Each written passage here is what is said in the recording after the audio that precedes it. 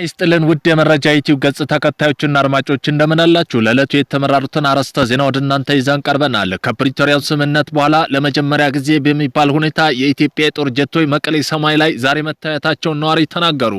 በዚህም ጉዳይ በዜና ጥንቅራችን አካተናል። በሱዳን ድንበር በሸረኔ አካባቢ የድሮን ጥቃት መፈጸሙ ተገለጸ። ድንበርን ጥበቃ በድሮን አድርጓል። በትግራይ በኩል መከላከያ ድንበር ላይ ባለመኖሩ መንግስት በድሮን ድንበር እየጠበቀ ነው ተብሏል። በዜና ጥንቅራችን አካተነዋል።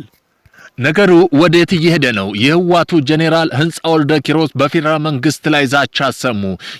የህዋቱ ወታደራዊ አዛዥ ብርጋዴር ጄኔራል ህንጻ ወልደ ጊዮርጊስ የፕሪቶሪያ ሰላም ስምምነት በሚጻረር መልኩ በፌደራል መንግስት ላይ ዛቻ ሰንዝረዋል። በዚህም ጉዳይ በዜና ጥንቅራችን አካተናል።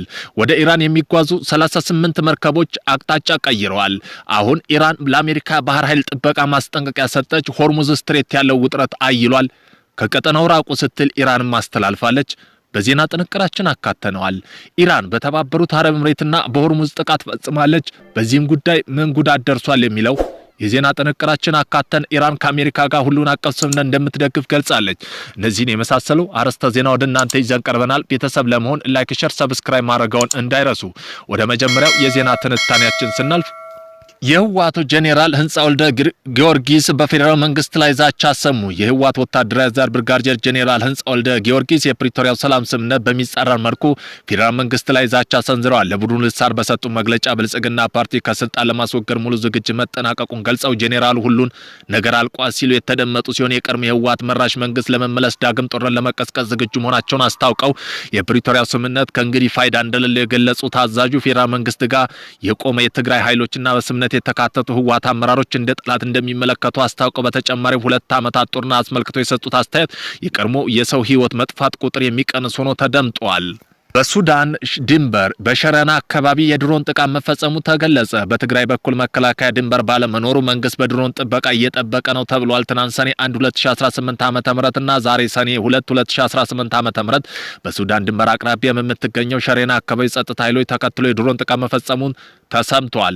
የደረሱ መረጃ እንደሚያመለክቱ ከሆነ ከጥቂት ቀናት በፊት ሰኞ ዕለት በትግራይ ታጣቂዎች በኤርትራ በኩል በእግር ተጉዘው ወደ ሱዳን ለመሸጋገር በሸረና ደርሰው የነበሩ ሲሆን ዛሬ ደግሞ የጦር መሳሪያ ሎጂስቲክ የጫኑ 2 ኦራልና 5 አርኤስኤፍ ኤፍኤስአር መኪናዎች ወደ ስፍራው አቅንተው ነበር። በሱዳን የሚገኘው የጦር አዛዥ እነዚህ ታጣቂ ለመቀበል ቀጠሮ ይዘው እንደነበር ተገልጿል። ይህን እንቅስቃሴ መነሻ በማድረግ ዛሬ ረፋዱ 5 ሰዓት ላይ የኢትዮጵያ አየር ኃይል በስፍራው የድሮን ጥቃት መፈጸሙ ታውቋል። በአሁን ላይ በትግራይ በሰሜን በኩል ከመከላከያ ድንበር ባለመኖር መንግስት በድሮን ድንበር ለመጠበቅ መገደዱ ተዘግቧል። ጋዜጠኞችን እስከ 25 ዓመት የሚያሳስር አዲስ መመሪያ ወጣ። ህወሓት በትግራይ ክልል ጋዜጠኞች እስከ 25 ዓመት ሊያስቀጣ የሚችል አዲስ ረቂቅ ህግ መዘጋጀቱ አነጋጋሪ ሆነዋል። በትግራይ ክልል ወታደራዊ ንቅናቄ የሚቃወሙ በትጥቅ ትግል ላይ ትችት የሚያቀርቡ ወይም መከላከያ ጥረቱን ያደናቅፋል የተባለ ግለሰብ የሚዲያ ተቋም ከባድ ቅጣት የሚጥል አዲስ ረቂቅ መዘጋጀቱ ታውቋል። ረቂቅ ህጉ በተለይ ህግ ባለሙያዎች ሰብአዊ መብት ተሟጋጅ ዘንድ ከፍተኛ ተቃውሞና ስጋት ቀስቀሷል። ዋና አከራካሪ የሆኑ ረቂቅ ነጥቦች ወደ ኋላ ተመልሶ ህጉ ከጸደቀበት ቀን ይልቅ ወደ ኋላ ተመልሶ ጦርነት ወደ ተቀሰቀሰበት ጥቅምት 24 2013 ዓ.ም ጀምሮ ተፈጻሚ እንዲሆን መደንገጉ ይህ አሰራር ከፌደራል ህገ መንግስትና ከዓለም አቀፍ ህግ መሪዎች ጋር የሚጋጭ ነው። በማንኛውም የመገናኛ ብዙሃን ወታደራዊ ክተቱ ውስጥ እንዳይሳተፍ ቅስቀሳ ያደረጉ ወይም የተቃወሙ ሰው ከ5 እስከ 25 ዓመት የሚደርስ ጽኑ እስራት እንዲቀጣ መደንገጉ እንዲሁም በሚዲያ ተቋማት እገዳ ወንጀል የተፈጸሙ የሚዲያ አማካኝነት የገንዘብ መቀጮና የስራ እገዳ ፈቃድ ስረዛ የንብረት መወረስ ቅጣት መኖራቸውን በትግራይ ታጋዮችና ሰማ ቤተሰቦች ጦርነት ሂደት ላይ የሚሰነዘሩ ትችቶችና ንቀቶች ወንጀል አድርጎ እስከ 15 ዓመት እስራት የሚያስቀጣ ነው ተብሏል። ባለሙያና መንግስት ምላሽ ታቾች ረቂቅ ህጉን በክልሉ ያለው የመናገርና የመጻፍ የፕሬስ ነጻነት ሙሉ በሙሉ ሊያጠፋ ይችላል የሚል ስጋቶች አላቸው። በአንጻሩ ህግ ደጋፊ የክልሉ ደህንነት ሰማዕታ ክብር ለመጠበቅ አስፈላጊ ነው ይላሉ። የክልሉ የፍትህ አካላት በበኩላቸው ሰነዱ ገና በረቂቅ ደረጃ ያለ በመሆኑ በቀጣይ በህግ ባለሙያዎችና በህዝብ ውይይት ተደርጎበት ህገ መንግስት መብት እንደሚጠሱ ድንጋጌ እንደሚያስተካክሉ አስታውቀዋል። ኢራን ለአሜሪካ ባህር ኃይል ጥብቅ ማስጠንቀቂያ ሰጥታ የሆርሙዝ ስትሬትን ያለው ውጥረት አይሏል። ከቀጠናው ራቁ አለች ኢራን። ዶናልድ ትራምፕ አሜሪካ ባህር ላይ ለተቀረቀሩ መርከቦች እርዳታ ታደርጋለች ማለቱን ተከትሎ ኢራን ወታደራዊ ባለስልጣን የአሜሪካ ባህር ኃይል ከሆርሙዝ ባህር ወሽመጥ እንዲርቅ ጥብቅ ማስጠንቀቂያ ሰጥተዋል። ኢራን ማስጠንቀቂያ ላይ ማንኛውም የአሜሪካ ጦር መርከብ ወደ ቀጠናው መጠጋት የሚፈልግ ግጭት ውስጥ መንስኤ ሊሆን ይችላል ስትል ገልጻለች። በዚህ ማስጠንቀቂያ የወጣው ፕሬዝዳንት ትራምፕ አሜሪካ ባለም አቀፍ የውሃ አካላት ላይ የሚያስተጓጉሉ የንግድ መርከቦች ጥበቃና ድጋፍ እንደምታደርግ በይፋ ከተናገሩ በኋላ ነው። ሆርሙዝ ዓለም ነዳጅ ንግድ ቁልፍ መተላለፊያ እንደመሆኑ አሁን የታየው ቃላት ጦርነት በነዳጅ ገበያው ቀጠና ያለ የሰላም ስጋት ደቅኗል። ኢራን ባህር ኃይል በቀጠና ያለው እንቅስቃሴ በቅርብ እንደሚከታተልና ሉዓላዊነት የሚጋፋ ማንኛውም እንቅስቃሴ አልታገስም ማለቷን በሁለቱ ሀገራት መካከል ያለው ግንኙነት ይብለጥ ወደ ከፋ ደረጃ ደርሶታል። በአሁኑ ወቅት ባህር ወሽመጡ አካባቢ ያለው ወታደራዊ ዝግጁነት ከፍተኛ መሆኑን ተዘግቧል።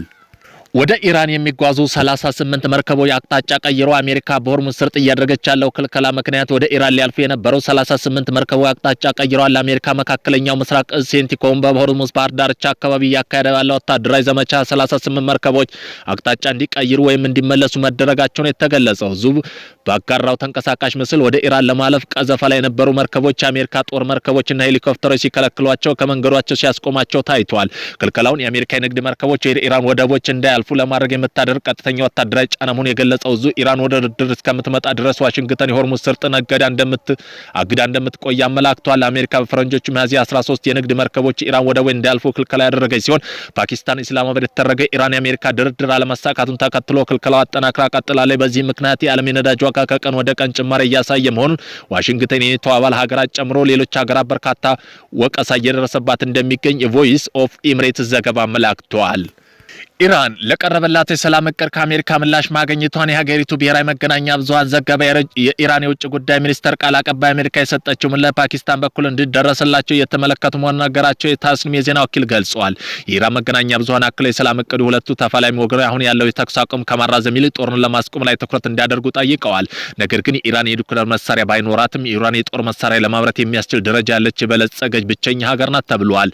ኢራን በተባበሩት አረብ ኤሚሬት ፋጅራህ የነዳጅ ማከማቻ ኢንዱስትሪ ላይ ድሮን ጥቃት መፈጸሟ የተገለጸ ሲሆን በተጓዳኝም በሆርሙዝ ባህር ሰልጥ ላይ ሌላ የንግድ መርከብ ላይ ጥቃት መፈጸሟ ተሰምቷል።